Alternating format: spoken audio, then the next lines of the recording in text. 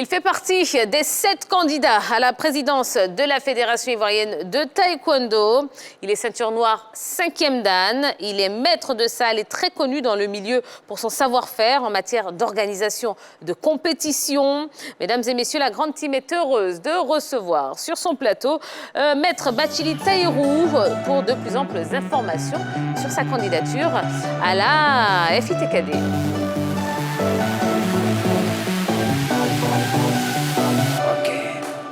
Bonsoir maître. Bonsoir. Comment allez-vous? Super bien. Bon, ben merci en tout cas d'avoir fait le déplacement et d'avoir accepté notre invitation. D'accord. Je vous présente la team. Voilà. Bonsoir maître. Bonsoir. Alors, maître, écoutez, première question, quelles sont vos réelles motivations quant au fait de briguer la présidence de la FITKD? Déjà, merci déjà pour ce plateau.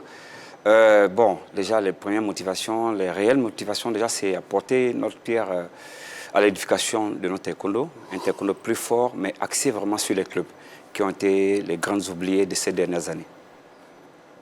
Voilà, c'est surtout ça. D'accord. Alors, on le sait, l'héritage est lourd quand même, quand on regarde les acquis laissés par le bureau sortant. Qu'est-ce que vous proposez de plus pour maintenir la cadence du niveau du taekwondo ivoirien? Bon, déjà, héritage, bon, voilà, on n'aime pas trop entendre ce terme héritage parce que ce n'est pas un royaume, c'est une association. Je pense qu'il y a des acquis, qui ont été faits par comme ça, le comité sortant. Malheureusement, notre taekwondo au niveau national est resté vraiment, on va dire, en léthargie. Le taekwondo était beaucoup plus sur le côté international. Donc, vraiment, nous, déjà, c'est ramener le taekwondo au niveau national, faire en sorte que les premiers acteurs qui sont les clubs puissent bénéficier des apports de ce taekwondo. Voilà, c'est tout ça. Oui. Maître Bathily, la candidature que vous portez aujourd'hui, est-ce une candidature suscitée par un mouvement corporatiste, c'est-à-dire vos pairs maîtres de salle, ou c'est simplement une ambition personnelle? Les deux. Je dirais les deux. Moi-même, je suis membre, en fait, je suis d'abord instructeur taekwondo. Je suis instructeur taekwondo de 2 clubs, je suis directeur technique de 6 autres clubs. Donc, je vis au quotidien le taekwondo. Voilà, donc, le besoin s'est fait sentir déjà autour de moi par mes pairs, mais surtout, moi-même, j'ai senti qu'il fallait qu'on emmène notre pierre, on pose notre pierre pour faire changer un peu les choses. D'accord. Alors, pour être plus pragmatique et pour les profanes, quels sont les problèmes que rencontrent les clubs du taekwondo? Bon, déjà, le plus gros souci, c'est qu'il n'y a pas d'activité. On va dire pour le dernier championnat de Côte d'Ivoire a eu lieu en 2014. Un championnat national en 2014. Il n'y a pas d'activité au niveau national. Pratiquement, les activités sont amenuisées et pratiquement, on ne fait que des passages de ceinture. Donc, tout ce qui est championnat, tout ce qui est activité de formation ont été mis de côté. Mais est-ce qu'il faut être obligatoirement président de fédération pour pouvoir remédier à ce problème? Bon, évidemment, parce qu'en fait, les décisions sont prises par la tête. Voilà, donc je pense qu'il faut être au niveau de la présidence pour pouvoir prendre certaines décisions quand même. Vous avez dit tout à l'heure que le dernier championnat a eu lieu en 2014. De 2014 à 2021, quelle explication le comité exécutif actuel de la fédération a bien pu vous donner concernant cette absence d'organisation du championnat? Bon, en fait, le comité a dit que c'est une politique. Je pense que chaque comité a sa politique. La politique du comité sortant était plus sur l'extérieur. Sur l'extérieur, ça veut dire qu'ils ont pris une politique sur l'international. Malheureusement, on ne peut pas avoir d'international fort si on n'a pas un national fort. Parce qu'on reste sur l'international, mais il faut prendre des nationaux pour pouvoir faire l'international. S'il n'y a pas de nationaux formés, comment on peut faire l'international? Donc, voilà un peu, je pense. Par contre, les différents champions de taekwondo que nous avons eu ces dernières années proviennent des centres locaux, des écoles locales. Que ce soit Cheikh, que ce soit Babiru, Toubané, ce sont des taekwondoïnes qui s'entraînent ici. Ils sont membres comment je puis dire, de clubs locaux. Oui, mais je suis d'accord qu'ils sont membres des clubs locaux. Mais la médaille de Cheikh, c'est quoi? C'est 2016. Je vous ai dit que le dernier champion de Côte d'Ivoire a eu lieu en 2014. Vous voyez? C'est-à-dire que depuis cette période, eux, ils sont au niveau international. Au niveau international, les compétitions existent toujours. On fait les compétitions régulièrement au niveau international. Mais au niveau local, il n'y a pas d'activité. Donc, ce qui fait que si Babiru et Cheikh arrêtent maintenant, il n'y a pas de relève. D'accord. Voilà. Est-ce que vous pensez disposer d'un carnet d'adresses suffisamment étoffé pour atteindre vos objectifs? Autrement dit, est-ce que vous avez les moyens de votre politique? OK. Alors, en fait, on fait toujours croire aux gens qu'il faut avoir de l'argent pour gérer notre fédération. Bon, déjà, je m'inscris en faute sur ce côté, parce qu'en fait, quand on dit qu'une fédération est grande, elle ne peut pas vivre dans la poche de quelqu'un, d'un individu. Une fédération qui est grande ne vit pas dans la poche d'un individu. Et puis notre fédération, quand même, revendique plus de 30 000 licenciés et environ 400 clubs. On va dire, après la fédération ivoirienne de football, c'est l'une des plus grosses fédérations. Mais je pense que tout s'organise. Mais malheureusement, notre fédération n'a pas de budget prévisionnel. Donc, lorsqu'on fonctionne sans budget prévisionnel, malheureusement, on va vivre dans la poche de quelqu'un. Et déjà, je pense que vous l'avez dit plus tôt, je suis organisateur de plusieurs événements. J'ai organisé 5 éditions de l'Open International BS d'amitié, dont la dernière édition a eu lieu en juillet dernier avec 10 pays africains. Donc nous pensons que nous avons suffisamment de moyens pour le faire. Voilà. D'accord. Alors, qu'est-ce qui fait la différence entre vous et les 6 autres candidats? Qu'est-ce que vous avez de plus qu'eux? Bon, je pense que c'est les mêmes photos qui passent là. L'avantage, la différence, c'est que je vis au quotidien avec les autres, avec les maîtres. Je vis les réalités des autres maîtres. Je vous l'ai dit plus haut que je suis instructeur de 2 clubs taekwondo. Je suis directeur technique de 6 autres clubs. Donc, je vis le quotidien des clubs. Je suis régulièrement avec les clubs. Et je m'entraîne, je vis les mêmes réalités. J'ai mes enfants qui sont à l'équipe nationale de Côte d'Ivoire qui vivent les mêmes réalités. Donc, je pense que je suis plus proche des membres votants des autres clubs que les autres candidats. Alors, certains de vos détracteurs disent que vous manquez d'expérience. Qu'est-ce que vous leur répondez? Oui, je m'attendais à ça. Bon, écoutez, j'ai dit que je suis instructeur de club, je suis fondateur et président du comité d'organisation du Festival des Arts martiaux d'Abidjan. Je suis fondateur, président du comité d'organisation de l'Open International de BS d'amitié, qui a 5 éditions. J'ai fait l'Open BS d'amitié international, Mixed Gender, 2 éditions. J'ai été secrétaire général de la Ligue de Trècheville, Ligue de Taekwondo Trècheville, de 2005 à 2020, 15 années.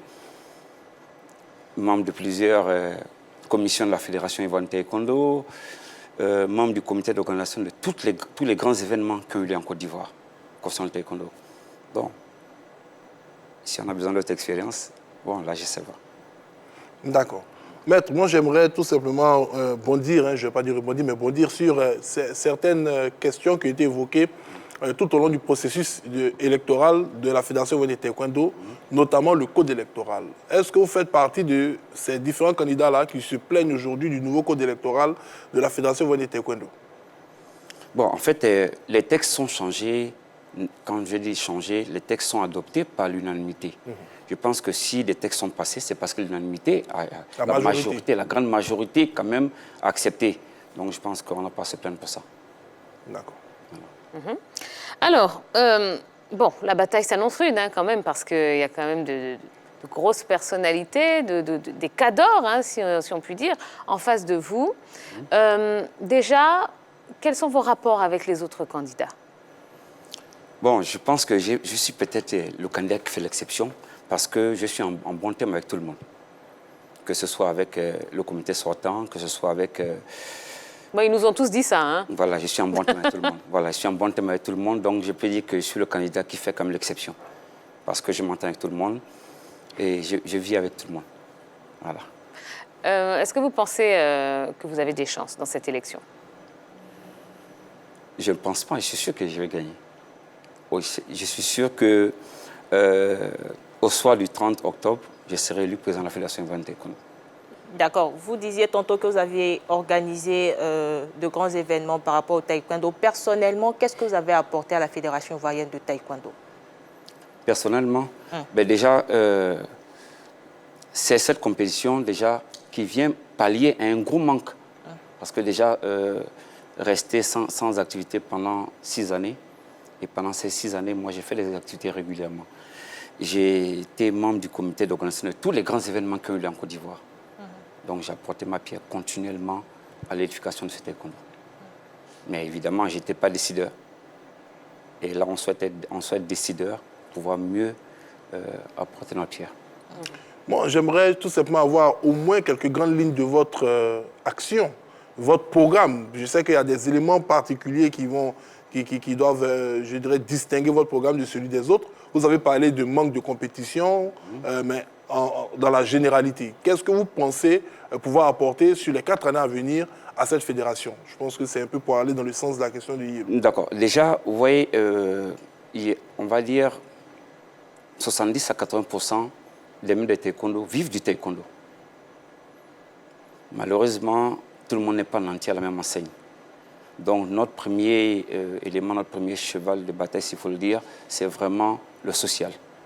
Le social pour permettre à tous ces maîtres de salle qui vivent du taekwondo, mais malheureusement qui peinent à joindre les deux bouts, comment ça s'appelle, en fait, à leur assister, voilà, à leur apporter une certaine assistance, d'où notre projet de création de la fondation FITKD, qui va œuvrer uniquement dans le social et l'humanitaire, mais vraiment dédié au taekwondo. Ça, c'est notre premier. Ensuite, côté organisation, comme je l'ai dit, c'est de ramener tout ce qui est activité, championnat national, championnat scolaire universitaire, championnat militaire. On a le championnat féminin qui a eu lieu une seule fois, malheureusement. Et on a le tournoi intercommunal voilà, qui a eu lieu, qui regroupait toutes les communes de Côte d'Ivoire. Et puis on a le championnat militaire. Malheureusement, toutes ces compétitions ont disparu. Moi, je veux parler de l'axe également de la professionnalisation de votre discipline. On sait qu'aujourd'hui, en Côte d'Ivoire, il y a la mouvance qui est mise en place par le ministère des Sports pour la professionnalisation du sport. Est-ce que cette mouvance, ça va toucher le taekwondo et à votre niveau, comment vous pensez professionnaliser cette discipline ici? Bon, déjà, il faut d'abord réorganiser à notre niveau. Parce que je pense que le côté ING, c'est bon déjà parce que ça permet de nous sortir des professionnels des taekwondoïnes, parce que c'est les taekwondoïnes professionnels qui maîtrisent tout ce qui est anatomie, tout ce qui est technique. Et puis, en réorganisant nos maîtres de salle, en leur donnant la formation qu'il faut, je pense que nous arriverons à professionnaliser notre taekwondo. D'accord. On a reçu pas mal de candidats sur ce plateau et nombreux sont ceux qui nous ont dit de la fédération que c'est une maison belle de l'extérieur, mais avec beaucoup de fissures à l'intérieur. Qu'est-ce que vous en dites? Oui, en fait, si vous restez plusieurs années sans activité, vous comprendrez bien qu'il y aura des grincements dedans. Mais je ne pense pas que notre maison soit si fissurée pour que les magouilles puissent passer. Voilà, mais je pense qu'avec la discipline et puis avec quand même l'amour qu'on a pour notre maison, nous pensons que nous allons facilement remonter la pente. Maître Bathily, pensez-vous que cela vous pose un problème de voir le comité exécutif adouber l'un des candidats à la prochaine élection du président de la Fédération Ivoirienne de Taekwondo? Bon, personnellement, ça ne me dérange pas, parce que c'est un comité sortant. Le seul problème, c'est que lorsqu'on accompagne notre poulain, il ne faut pas utiliser les données de la Fédération Ivoirienne de Taekwondo. Là, nous sommes tous candidats, donc on va directement désigner. Si le président de la Fédération, Bamachek Daniel, décide d'accompagner son poulain, il faudrait qu'il laisse certaines choses de la fédération. Parce que jusqu'à preuve du contraire, il est le président de tous les taekwondoïnes, donc de tous les candidats. Donc, aller faire la paire belle à un seul candidat, on va dire, c'est non concurrentiel, quoi. Voilà. Certaines choses telles que? Bon, par exemple, le titre de président de la Fédération Ivoirienne de Taekwondo, quand vous arrivez dans une ligue, c'est le président de la Fédération Ivoirienne de Taekwondo qui arrive, ce n'est pas le mentor du candidat. Donc là, vous voyez que ça fausse les données. Mais il ne peut pas se dissocier quand même de ce titre de président qui court jusqu'au 30 octobre. Non, mais pas se dissocier. Mais quand vous utilisez le système de communication de la fédération, quand vous utilisez on va dire toutes les armes de la fédération, par exemple, pour pouvoir amener tous les maîtres de salle à venir à vos rencontres, ce n'est plus normal. Mais puisque vous faites l'unanimité, est-ce que vous auriez le même discours si M. Chek vous accompagnait ainsi? Pourquoi pas? Ah, d'accord. Non, c'est normal. En fait, je pense que quand on est candidat, déjà les dossiers de candidature ont été triés de la même manière. Donc je pense qu'on doit partir tous avec les mêmes égalités, les mêmes chances. Voilà. Parlez-nous de votre campagne. Comment vous la faites exactement? Comment elle se passe? Est-ce que vous allez vraiment au corps à corps pour avoir l'adhésion justement des votants? Comment ça se passe pour vous? Bon, j'ai une campagne de proximité. Alors, c'est pourquoi on ne me voit pas. J'étais déjà le dernier à déposer ma candidature. Je l'ai déposée le dernier jour à 13 h. Donc, la campagne, c'est une campagne de proximité. On a la chance d'être, comme je l'ai dit, on a la chance d'être proche des maîtres de salle. On a la chance d'être proche des maîtres de salle parce qu'avec tous les événements qu'on organise, par exemple, la dernière compétition, on avait 85 clubs sur les 248 clubs de Côte d'Ivoire, qui était la compétition. Donc, pour dire qu'on a la chance d'être assez proche, donc je pense que, bon, là où vous me faites dévoiler ma stratégie sur le plateau, c'est du corps à corps qu'on fait. Évidemment qu'on ira à des grandes conférences après, mais beaucoup plus du corps à corps. D'accord. Dernière question. Quel est le premier acte que vous poserez si vous êtes élu président de la Fédération ivoirienne de taekwondo? Bon, déjà, le premier acte, c'est de remercier tous les clubs. Je pense qu'on nous organisera un événement qui va réunir tous les clubs vraiment pour remercier les clubs et puis mettre les clubs à l'honneur. Parce que ce sont les clubs qui font la fédération. Sans club, il n'y a pas de fédération. Évidemment, sans maître, il n'y a pas de club. Donc, il faut magnifier les maîtres de salle et puis mettre les clubs à l'avant. Donc, je pense que notre premier acte, c'est un événement qui va permettre de rassembler toute la famille sur un seul plateau. Voilà. D'accord. Très bien. C'est bon pour vous? C'est bon pour moi. Eh bien, voilà. Eh bien, merci beaucoup, Maître Taïrou. Merci. On vous souhaite bonne chance. Merci. Que la campagne soit belle et on espère qu'elle mènera à la victoire, en tout cas pour vous. Un dernier mot à l'endroit peut-être des votants. Bon, déjà, ce que je voudrais dire aux votants, aux différents maîtres de salle, nous sommes à un tournant décisif de notre fédération. Et le résultat qu'on aura dépendra de l'engagement que chacun voudra prendre. Donc, ne restez pas à la maison, ne vous faites pas voter par procuration, venez à la salle, venez dans la salle, venez voter. Voilà mon dernier mot. Eh bien, on rappelle que l'élection du prochain président de la Fédération ivoirienne de taekwondo aura lieu le 30 octobre prochain. Tout à fait. Voilà. Eh bien, merci beaucoup. Vous revenez quand vous voulez sur le plateau de la Grande Team. Merci beaucoup. On espère beaucoup. que ce sera avec de très bonnes nouvelles. Oui, je pense que je viendrai juste la semaine qui suit les élections. Voilà, pour venir vous... Déroulez maintenant votre programme. Merci. Allez, merci beaucoup. Merci.